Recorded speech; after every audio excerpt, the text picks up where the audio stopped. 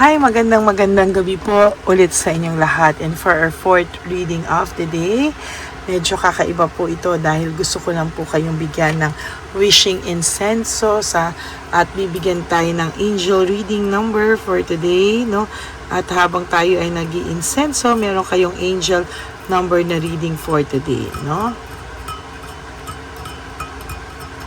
Paalala ko lang po, mag-ingat po kayo sa mga scammers. Tandaan nyo po na kayo po ay, ang aking mga Lady Elena family po ay malalakas po ang instinct, no? So, pag kayo po ay may mga nakuhang scammer, of course, mababait po yan sa umpisa, no? Pero pag sinabihan po kayo na kayo ay mamamatay na, kayo ay in 2 months, kayo ay mapaparalyze, please, wag po kayong magpauto, no? Dahil ang sabi ko nga po sa inyo, si Papa Jesus lang po at ang Panginoon natin ang nakakaalam ng ating mga buhay, no? Wala pong kahit sino ang pwedeng magsabi na tungkol sa buhay mo po, no? Talagang hindi po totoo yun. Dahil kahit gaano po kagaling ng mga tarot card readers, manggagamot, hindi po nila kayang tumingin ng buhay ng tao. So, pag sinabihan ka po na in 2 months, mapaparalyze ka, kailangan gamutin ka, in 2 months, ganyan, in 2 months, mamamatay mga anak mo or may mangyayari sa mga anak mo, in 2 months, ganyan, hindi po. Ang mga tarot card readers po, they can only, or mga manggagamot, they can only read your emotions, kung ano po yung mga depression ng tao, mga pwedeng, pero hindi po yung buhay ng tao na ikakamatay mo na, no. Kahit gaano po kagaling ang isang tao, Diyos lang po ang nakakaalam. So pag ginanyan po kayo, be wise, be smart, at wag po kayong maniwala sa ganyan. Dahil si Papa Jesus lang po ang nakakaalam. Okay? So, ngayon po ay pwede po kayong mag-wish sa ating wishing incenso habang tayo po ay nagre-reading, no? Or magbabasa po ako ng angel number for today for you and your person, at kung ano po yung mensahe sa iyo at sa person mo at mensahe para sa inyong dalawa. So we will be just needing 3 cards po, no? And while doing this, I want you to concentrate, focus, and make a wish sa atin pong wishing incenso.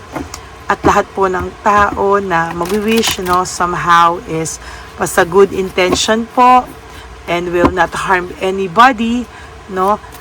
Tandaan niyo po yan, ano?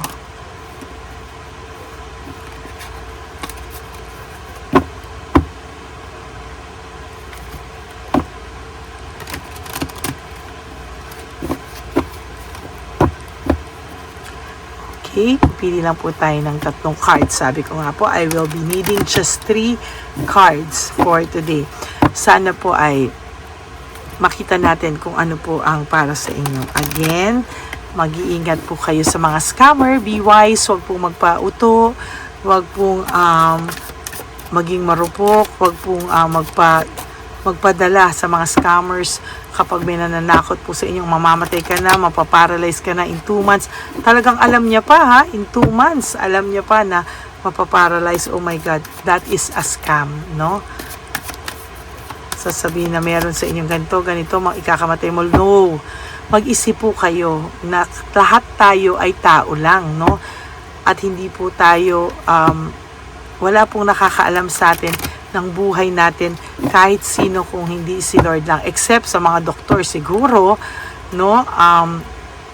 Na may cancer ka, bibigyan ka ng taning, but even so, ganon, ano? Even ganon pa, hindi rin po sila tumatama minsan, ano? Kahit sabihin nilang may sakit ka na or mamamatay ka na. Minsan, sabihin ng doktor mamamatay in 6 months, nabubuhay ng 10 years. That is really a miracle from God, no? So, talaga ang buhay ng tao, si Lord lang ang nakakaalam. And kung papaniwalaan mo po yan at mananakit ka dahil sa mga, alam mo yun, mga hindi tamang bagay, no, yun po yung ikatakot mo. Okay? So, pili po tayo ng 3 cards. This is for your person. This is for you. And this is for both of you. Sabi ko nga, I will be just needing 3 cards. For your person muna po,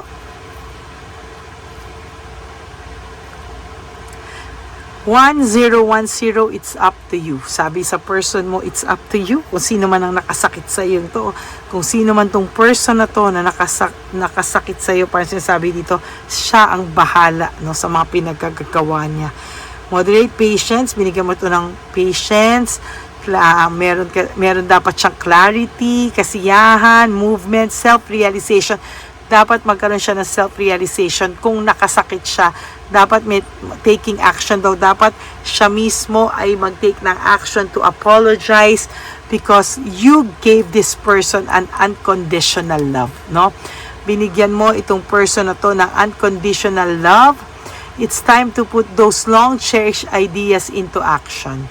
You will soon come into contact with the appropriate individuals, circumstances, and resources. Eventually, you will experience joy as well as brand new opportunities. Trust in the process. So, itong pong tao na to, no, sinasabi na huwag kang magpatali, no, sa mga nagawa niyang hindi maganda sa'yo. Parang nakalagay dito, it's really up to the person na nanakit sa'yo na makarealize kung ano po ang dapat niyang gawin, no? Kung dapat ba siyang mag-take ng action, kung dapat ba siyang gumawa na talaga at hindi pwedeng iasa na lang sa universe, sa tadhana, no? Para siya daw po ay maka-experience ng paggaan ng pakiramdam, joy, as well as brand new opportunities. Trust in the process. Kailangan niyang magtiwala sa tamang proseso, no? Kailangan niyang humingi ng tawad or gumawa ng karapat-dapat na aksyon at hindi po yung ganyan, na parang bahala na, no? Kung ano man yan, babay na lang, no? Kasi hindi kita kayang harapin, no? Iba-block na lang kita, hindi kita kayang harapin, no? Sakta na lang kita kasi hindi ako, wala akong sariling parang hindi ko kayang tanggapin, no, na nagkaroon ako ng kasalanan. Hindi ko kayang tanggapin na parang nakasakit ako, no. So, ang gagawin niya, ibinlock ka na lang niya, ginosting ka na lang niya, kinalimutan niya lahat ng mga samahan niyong magaganda because naduwag siya, no. Nakasakit siya ng tao, nambastos siya. Parang ang masakit dito, parang wala siyang accountability na siya ang nakasakit, no? My God. May mga tao talagang ganito, no? And I believe you, masakit, no? Masakit talaga, no? Masakit yung mga ganyang bagay. Pero you know what? Hindi ikaw ang nawalan. Siya ang nawalan, no? For letting you go, for letting a good person na umalis sa buhay niya, no? At nandun siya sa mga manloloko, no? Nandun siya sa tao na akala niyang tutulungan siya, mamahalin siya, pero nandun siya sa taong nagpapaikot sa kanya, sa taong niloloko siya, inuuto siya. Yan ang karma po, no, sa pananakit niya sa iyo. Masakit man talaga, pero karma is real, no? Kaya ang sinasabi ko po sa inyo, hayaan mo lang siya, it's up to him daw, or it's up to her, no? Kung sabi ka, kung babae kayo, lalaki yung person nyo, kung lalaki kayo, babae yung person nyo, kung nasa third sex kayo, kung ano man po yung person nyo, yun, itong binabanggit ko, no? So, ito naman po ay para sa'yo, starting fresh, no? Sa lahat ng mga nasaktan, niloko, pinaasa, binasura, binastos, pinagpalit, no, itinapon lang ng ganon, starting fresh ang sinasabi po sa inyo rito, no? Encouragement, goals, no? Lalo mo pa raw pagtibayan, foundation, creative ventures and communication. So lalo mo pa pong dapat ika-encourage lahat ng pains, i-turn mo into opportunities, into inspiration, goals. Ano daw yung mga goals mo sa buhay? Kung sinaktan ka nito, ginago ka to, lagyan mo yung sarili mo ng goals na lalo akong magpapakabuti, lalo akong tutulong sa kapwa ko, lalo akong magmamahal ng totoo, at the end of the day, hindi ako ang nasaktan. ang magdadala ng konsensya kung hindi siya. Mahirap po yun. Sabi ko nga kanina sa reading ko kanina, mahirap, no? Mahirap talaga na magdala ng konsensya. At yan ang talagang dadalhin. At hindi nila maintindihan dahil akala nila magmumove on na sila. No, no? So step out of your comfort zone. Kung ito yung comfort zone mo, minahal mo, tinuring mong pamilya, kapatid, or kung ito man ay person mo of love life or something, no, step out. Alis ka sa mga taong nananakit sa'yo. You are about to create something meaningful, no? So yung mga nanakit sa'yo, wag mong pang hinayangan kasi napakadali nilang mauto, napakadali nilang ipagpalit kung ano yung value mo, hindi nila pinahalagahan, hindi nila nakita. All your skills and talents will bring you suspicious profits, no? Build up your confidence and trust in your decisions, no? So dito po, no, sabi niya, kung niloko ka, kung sinaktan ka, hayaan mo sila, no? Basta ikaw po, pagtiwalaan mo, magsimula ka ng bago, wag kang panghinaan ng loob, kung durog na durog ka man sa ngayon, bangon ka lang po, no? Yan yung nakikita. I think this is a continuation of our third reading of the day, no? Yung live natin kanina, no? And for both of you, no, new beginnings, no? So, kung aayusin niya po, no, yung nagawa niya sa'yo, maybe, kung siya ay aamin, accountability na siya ay nakasakit, siya ay willing magbago, siya ay willing niyang tanggapin na siya ay nakabastos, nakasakit, ng ghosting, iniwan, nakapanakit ng malalim. Meron siyang great chance opportunity, no? Pero dapat meron lang siyang courage at i-accomplish niya para magkaroon siya ng masayang endings, no? Conclusion and big love, no? Look out for an opportunity that might be a game changer. You are completing something major. It feels good to level up. Close the old chapter, a new adventure will unravel, no? So, yan po yung sinasabi ko, no? Na nasa tao talaga kung gusto man nila na magbago, kung gusto man nilang maging maayos, hindi po yan, not for you to decide, but yan po ay talagang nasa tao, no? Maraming tao na hindi grateful, maraming tao na mabigat, no? Sinaktan ka, kung ano-ano ginawa sa'yo. But at the end of the day, ikaw pa rin po ang tatayo at magtatayo para sa sarili mo. I think this is really a continuation of our third reading of the day.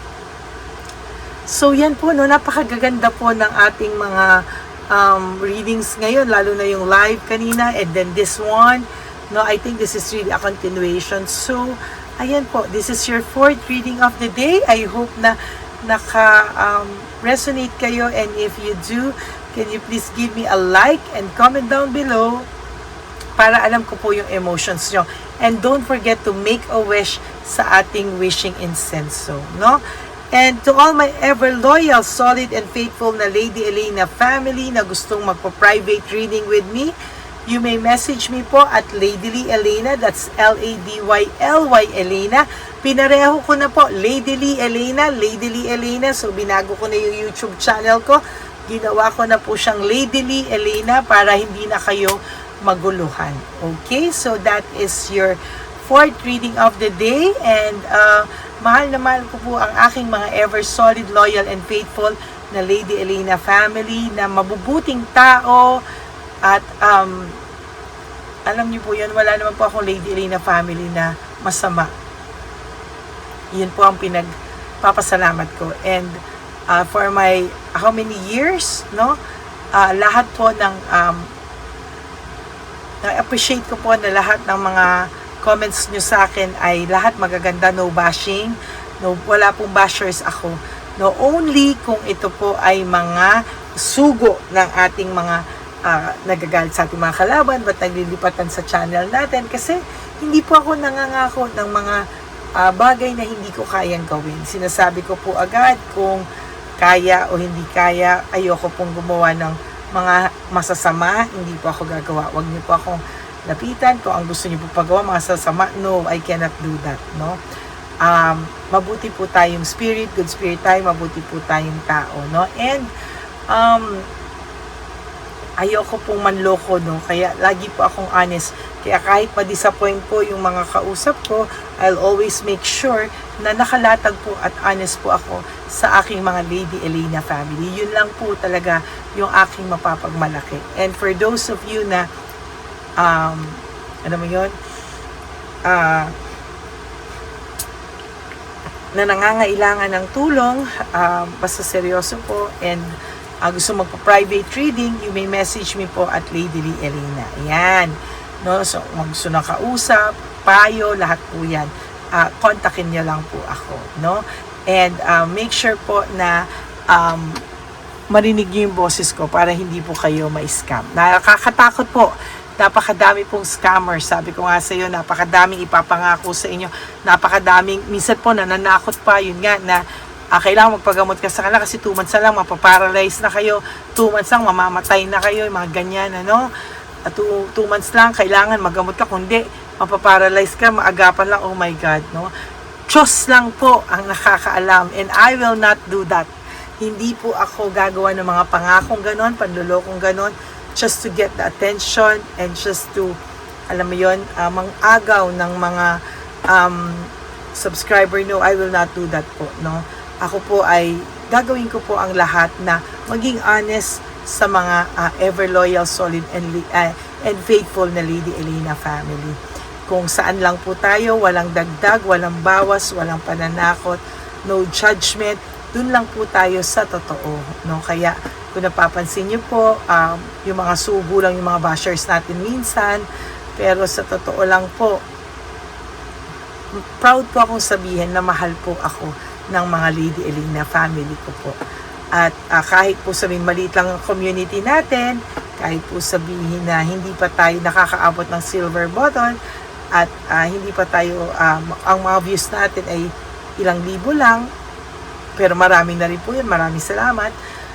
Sabi ko nga po, kahit may 2 o 3, masaya na po ako doon, basta nakakatulong po ako, no? So, yan lang naman po ang aking maipapayo sa inyo.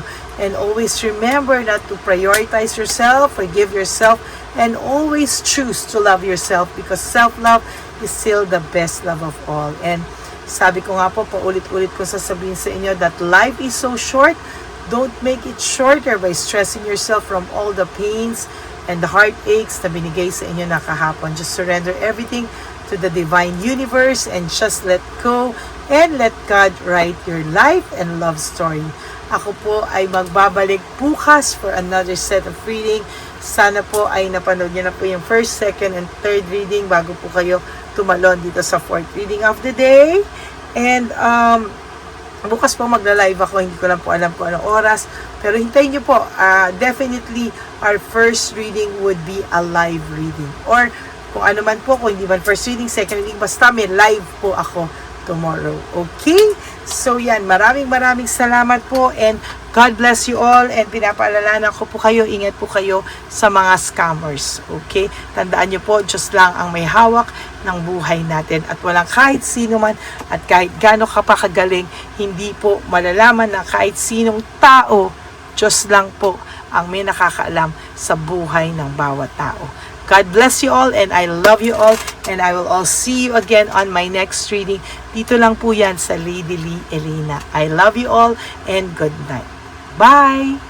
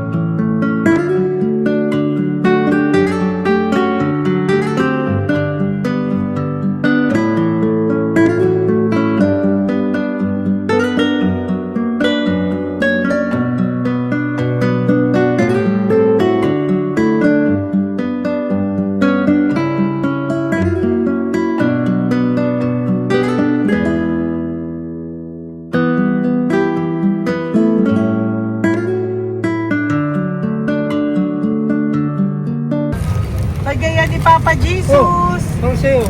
Ito pa no. Go ahead. Pera. Wala na, that's it? Ito po pera. Ito pa pera, oh. Bigay yan ni Papa Jesus. Kain mo yan, ha? Wala ka ng pera dyan, ha? Okay lang kami, okay lang kami. Para sa iyo yan, para sa iyo. Yan ang isip niya. Pagkain mo yan, ha? Saan ka pa? Bye-bye. Yung pagkain mo kunin. Bakit? Lagay mo lang po dito. Pati po. Taga po, may bibigay lang po kami sa'yo. Bigay po ni Papa Jesus. Yan, para po sa'yo yan. Ingat po.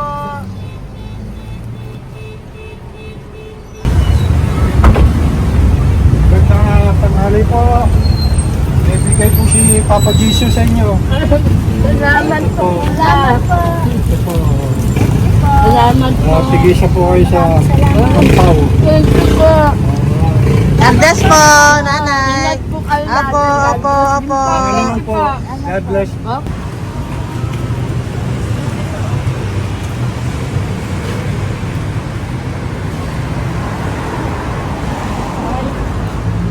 Bigay po ni Papa Jesus sa inyo.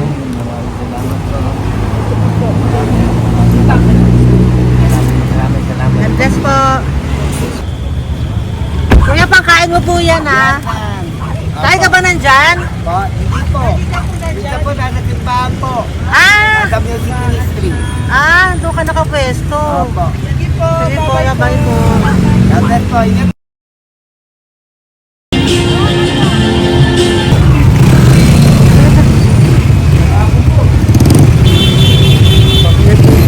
Papa Jesus.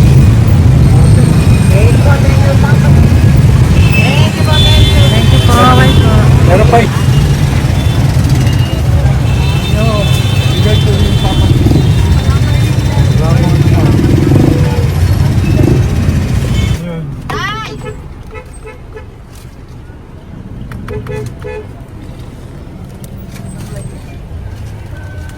Yun. Tay, para sa'yo po, bigay po ni Papa Jesus. Papa Jesus, eh. Tay, bye-bye. God bless po, God bless. Para sa'yo po, bigay po ni Papa Jesus. Ayan po, bigay po yan sa'yo ni Papa Jesus. Thank you po. Amen.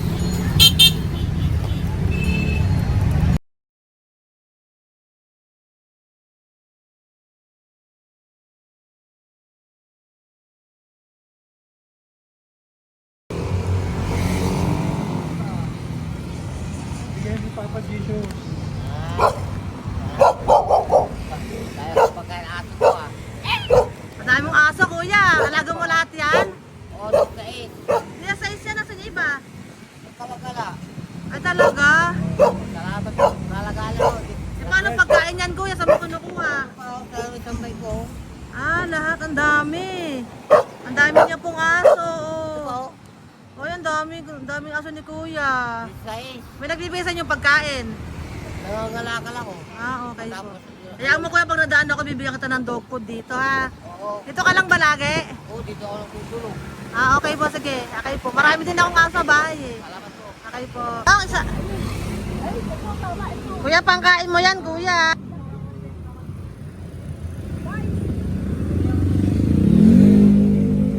Nangangalakal ka, kuya? Sige po, thank you po. Maraming salamat, ma'am. May pagkain ka, nanay. Sa hirap ng buhay ngayon. Ba't nandito ka, nay? Tagasan ka ba? Yung arthritis ang sakit ko eh. Tagasan ka ba, nay? Sa plado eh. Sa Pladway. Oo. Okay po.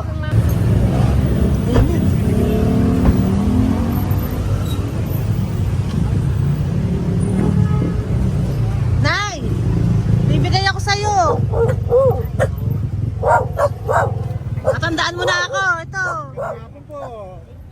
Si tatay. Si tatay. Thank you, Nay. Habay po.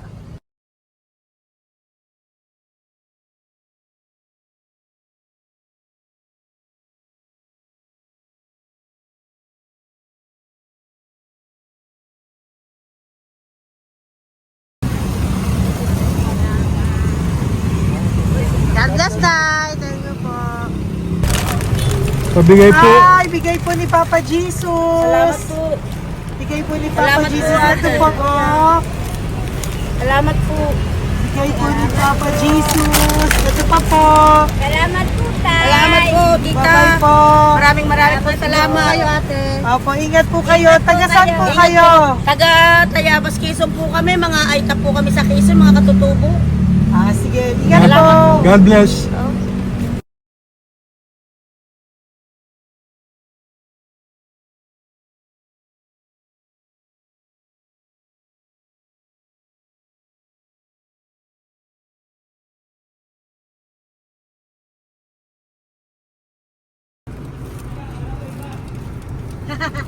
Tay, Tinatawag niya bigay po ni Papa Jesus. Thank you po. Ayan po. Sobrang Ang sipag mo naman, tay. sipag niyo naman po. Kanina po kasi, taglagas ngayon, taglagas. O, pang merienda niyo po yan, Sige po, ha? salamat po sa inyo. Tapos yung road bags po, Kala ko uwi sino niyo po. binubusinahan niya eh. Sige Thank po, you na bye-bye po. Thank you po, salamat po, bye-bye.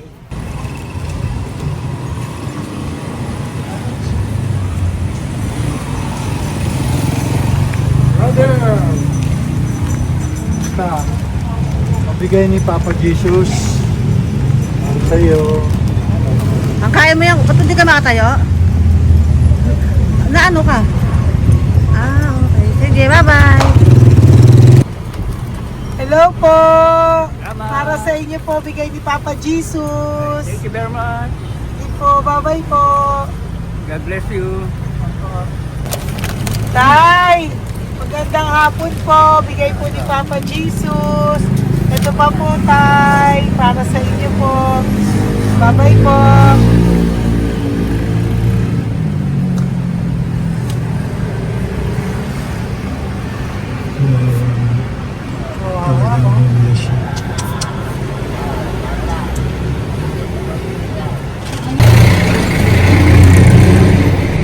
Ate.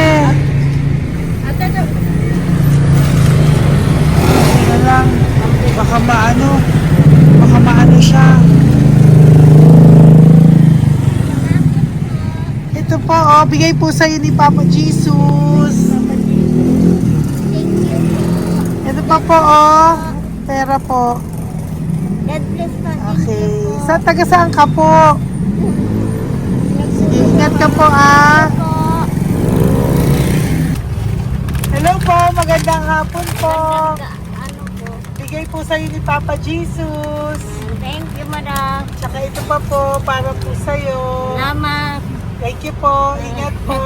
Thank you, ma'am. Sige po. Salamat. Akala ko, ma'am, bibili. Ay, hindi po, para sa'yo po yan. Bye-bye Thank you, po. ma'am.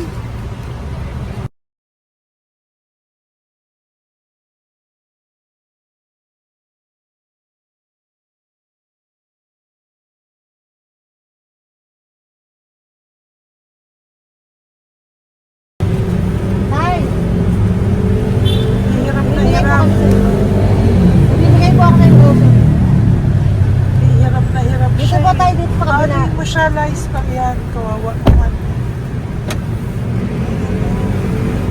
Tay, magandang araw po. Oh, Lord. Bigay po ni Papa Jesus. Ay, ito po, ano yung pangdagdag po. Dagdag po, bigay po ni Papa Jesus. Thank you po.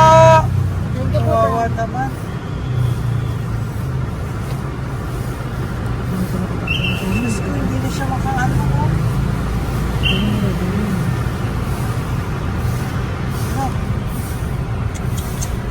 Tapos, may tatalingin lahat.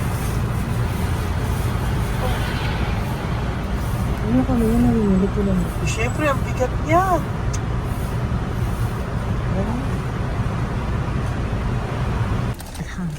Kaya, bigay sa'yo ni Papa Jesus. Thank you po, ma'am. Ay, yung palinis po, ma'am. Hindi na po, okay na Thank you po. po. Ito po. Thank you po. ma'am. Thank you, sir.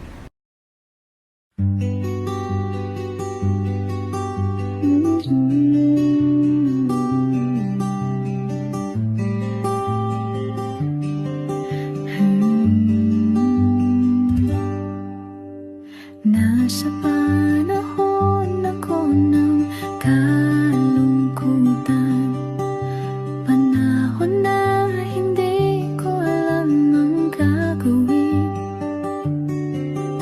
Nalilito, naguguluhan na sa sarili, ano nga ba ang gagawin ko? Nang biglang nag-browse ako sa YouTube at biglang lumabas ang channel mo, ang mensahe na noon ay nilabas mo.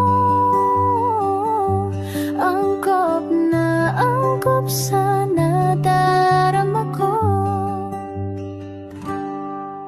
Unang beses lang dumaan ang channel mo sa browser ko. Hindi ako nagdalawang isip na hanapin ang Facebook account mo at mag-message sa'yo.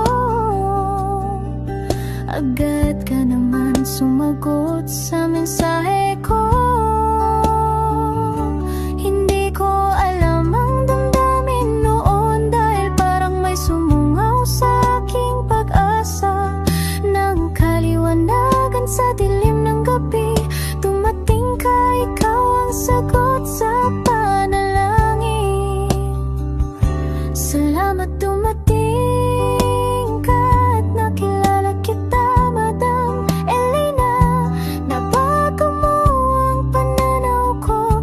Noon ay malabo, ngunit ngayon ay may linaw na tinatahak. Salamat sa Diyos, ikaw isang anghel